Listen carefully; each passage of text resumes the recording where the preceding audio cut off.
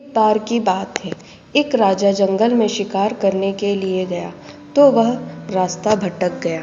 शिकार करते हुए राजा बहुत अंदर तक पहुंच चुका था। उसके पास खाने पीने की भी व्यवस्था नहीं थी। रास्ता खोजते खोजते वह काफी थक गया था। थककर वह एक पेड़ के नीचे बैठ गया। तभी उसे एक तोते की आवाज सुनाई दी। तोता बोल रहा था, पकड़ो, राजा आया है, इसे लूट लो। राजा तोते की बात सुनकर डर गया। कुछ ही देर में वह कुछ डकैत आ गए। राजा छिपते हुए वहां से आगे निकल गया। भागते भागते वह फिर थक गया। आराम के लिए एक पेड़ के नीचे बैठ गया। वहां उसने फिर एक तोते की आवाज सुनी। तोता बोल रहा था, हमारे आश्रम में आपका स्वागत है, ठंडा जल ग्रहण करें, हमारे आश्रम में विश्राम करें।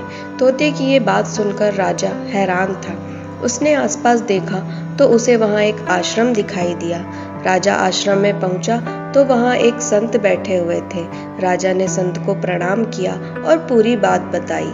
संत ने राजा को खाना पानी दिया। भोजन के बाद राजा ने उन तोतों के बारे में संत से पूछा। संत ने कहा कि ये सब संगत का असर है। आश्रम में रहने वाला तोता दिन भर साधु संतों के प्रवचन सुनता है, इस वजह से वह अच्छी बातें बोलना सीख गया।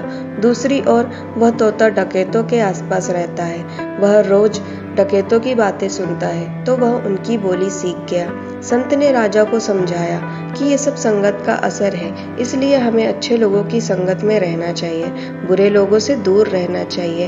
हम जैसे लोगों के साथ रहते हैं, हमारा स्वभाव भी वैसा ही हो जाता है। अगर कोई विद्वान मूर्खों के साथ रहने लगेगा तो उसमें भी मूर्खता के गुण जरूर आएंगे। इसलिए कोई अज्ञानी ज्ञानी लोगों के साथ रहेगा तो उसे ज्ञान जरूर प्राप्त होगा। इस कहानी से सीख मिलती है कि हम जैसे लोगों के साथ रहते हैं, हमारा स्वभाव भी वैसा ही होता है। इसलिए अच्छे लोगों की संगत करनी चाहिए और बुरे लोगों से दूर रहना चाहिए। तो दोस्तों, अगर कहानी अच्छी लगी हो तो चैनल को लाइक, शेयर और सब्सक्राइब करिए। धन्यवाद।